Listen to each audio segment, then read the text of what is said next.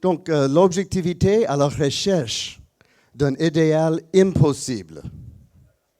Lorsque l'un de mes collègues m'a dit que les organisateurs du programme TEDx Nouakchott m'ont invité à faire un discours, je lui ai demandé de me proposer un sujet. Il m'a juste dit que les présentations de TEDx doivent être inspirantes. Toutefois, au lieu de vous inspirer par un discours sur les valeurs de vos passions, vos rêves et vos aspirations, j'ai choisi de parler de la valeur de l'objectivité des passionnés.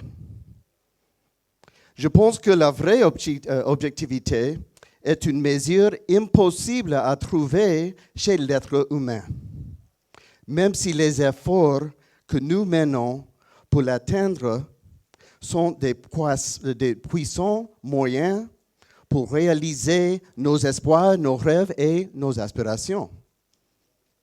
Donc, de quelle s'agit-il objectivité? L'objectivité est le pouvoir de juger une situation seulement sur les faits disponibles, sans être influencé par les goûts et les dégoûts, les espoirs et la peur. Les passions, les rêves et les aspirations sont des motivateurs puissants qui nous poussent à essayer d'amener dans le monde de la réalité des choses qui n'existent pas. Les passions, les rêves et les aspirations sont les facteurs qui alimentent la créativité.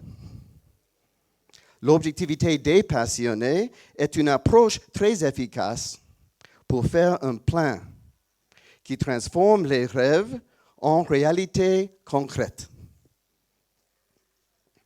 Les plans effectifs sont basés sur la compréhension de comment sont les choses actuellement, plutôt que sur la façon dont nous voulons qu'elles soient. Réfléchissez un seul instant sur comment sont les gens qui n'écoutent que ce qu'ils veulent entendre et ignorent totalement toute autre information qui contredit leurs désirs ou leurs opinions déjà établies. Un penseur objectif accorde son entière considération à toute information pertinente et crédible, même si celle-ci contredit ses positions exprimées auparavant ou les résultats qu'il escompte. Cette approche peut paraître évidente. Pourtant, en pratique, elle est rare. Eleanor Roosevelt, une dirigeante américaine qui a beaucoup fait pour les droits humains et la paix dans le monde dans les années 30 et 40, avait déclaré « Une personne mature est une personne qui ne pense pas seulement dans l'absolu, qui est capable d'objectivité même quand elle est profondément émue, qui a appris que le bon et le mauvais existent chez les êtres humains et en toutes choses, qui marche humblement et se comporte d'une manière charitable en toutes circonstances de la vie, et qui sait que dans ce monde, personne n'est omniscient, donc tout le monde a besoin d'amour et de charité. Donc, pourquoi dois-je dire que l'objectivité est une mesure impossible? Parce que l'objectivité exige l'omniscience et un sens parfait de la valeur relative des choses, c'est-à-dire un cadre moral parfaitement compris. Les humains ne sont pas omniscients. Les humains ne possèdent pas un sens parfait de la valeur relative des choses. Même si le cadre moral est en effet parfait, leur compréhension est moins que parfaite. Notez bien le mot « parfait ». Bien sûr, on fait allusion à notre cadre moral imparfaitement compris que nous admirons chèrement. Quand on fait un jugement basé seulement sur les faits, on doit accepter que nous n'avons pas tous les éléments et que nous ne connaissons pas tous les liens qui existent entre ces éléments. Et encore, avant de prendre une décision, il est utile de lutter pour vider l'esprit de toute émotion, des résultats souhaités, par exemple. Il faut plutôt réunir le plus possible de faits et assumer les ramifications d'une ligne de conduite éventuelle, désirée ou non désirée.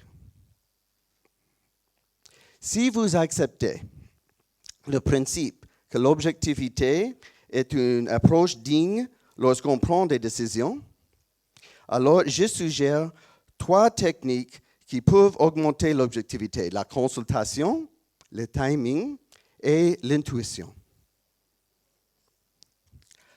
D'abord, la consultation.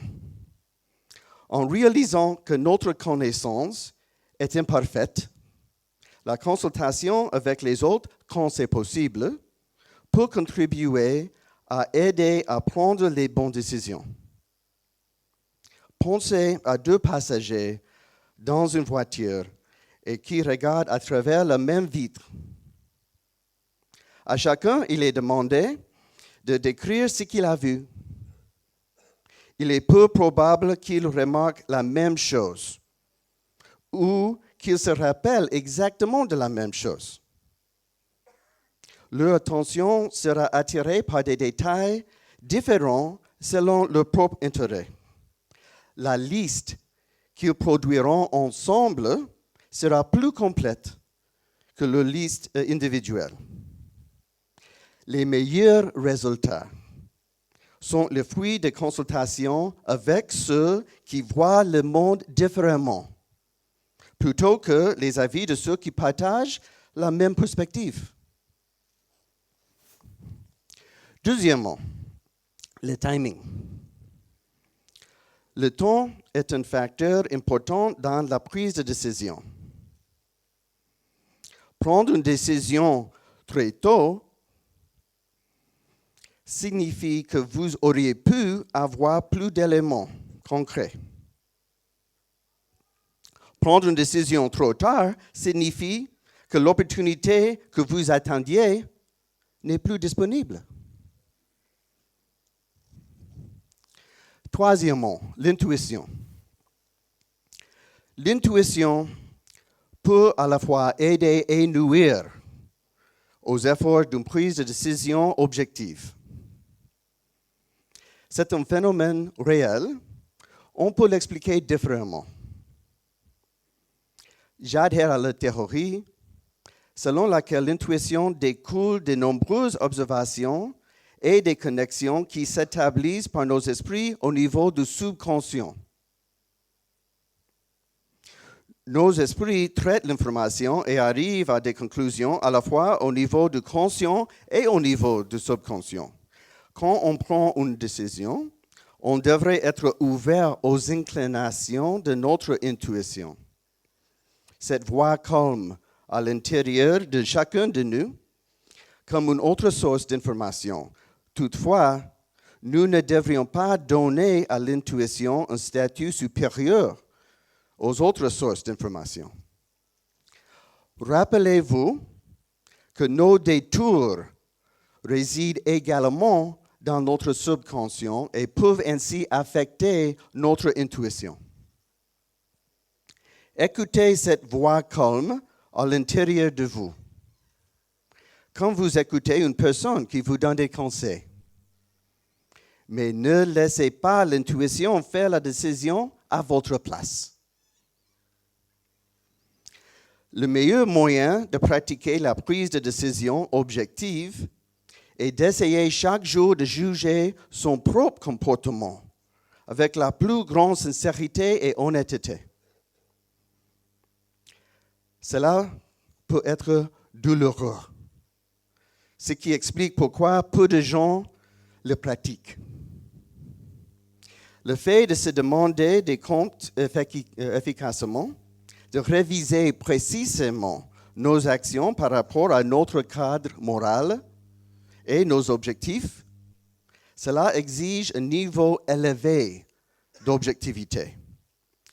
George Eliot, la romancière anglaise du 19e siècle, a écrit sur comment nos égos nous aveuglaient.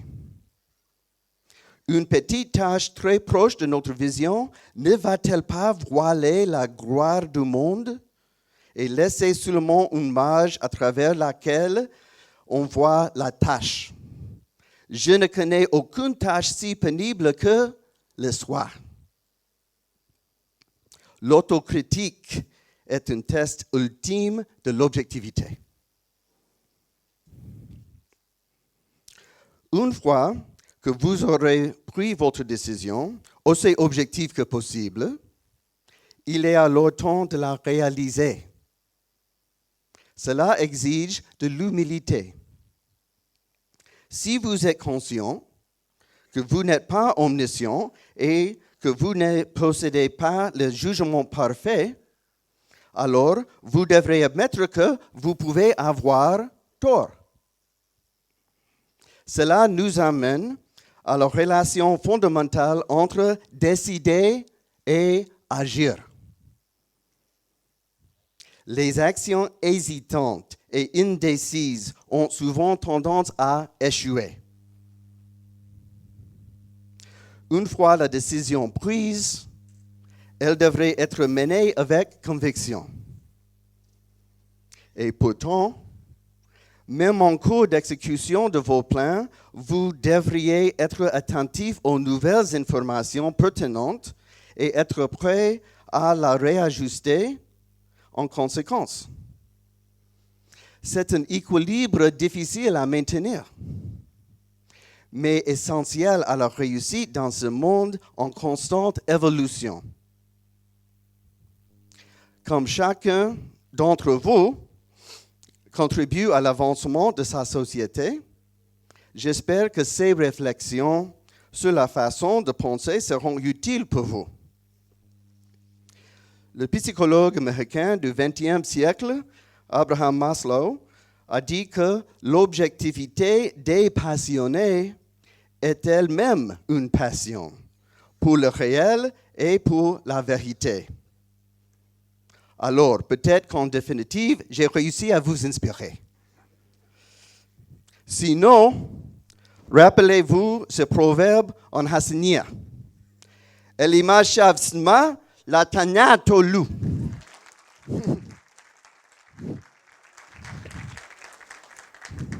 Ou en français, celui qui ne voit pas le ciel, ne le lui montre pas. Shukran, Ajarama, Nuwari, Jerry Jeff, merci, thank you.